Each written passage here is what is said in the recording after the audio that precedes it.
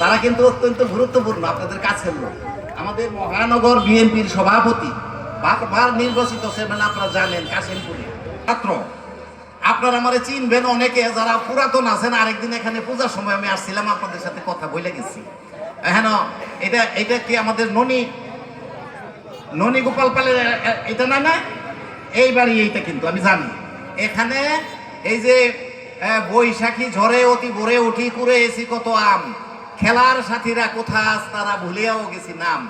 অনেকের নাম মনে নাই। ওই বাসন স্কুলের হাজির পুকুরে পানি খাওয়া, হাজি বাড়ি যেয়ে পানি খাওয়া, কামারের পুকুরে গোসল করা, পুরাতন যারা সবাই এখানে সেটা জানেন।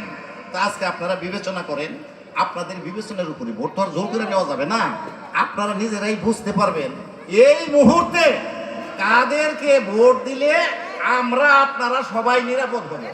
ইনশাল্লাহ তারেক রহমানের নেতৃত্বে আমাদের যে এই গাজীপুর একের যে প্রার্থী ধানের শীষের মেয়র মুজিবুর রহমান, তাকে যদি আপনারা ভোট দেন, ইনশাল্লাহ আমরা হিন্দু মুসলমান ভাই ভাই এবং ধর্ম নিরপেক্ষতা, আমাদের যে ধর্মীয় স্বাধীনতা, শহীদ জিয়াউর রহমান বলছিলেন ধর্মীয় স্বাধীনতা, সবার স্বাধীনতা আমরা পালন করতে পারবো ইনশাল্লাহ। 12 তারিখের পরে কেউ কারো বিরুদ্ধে নেই, আমরা ইনশাল্লাহ নিরাপত্তা সহকারে সবাই একত্রে থাকবো। হ্যাঁ, আপনারা সবাই ভালো থাকেন, আমরা সবাই ভাই ভাই হইয়া ধানের শীষে 12 তারিখে যাই যেন ভোটটা দিতে পারি। আল্লাহ হাফেজ।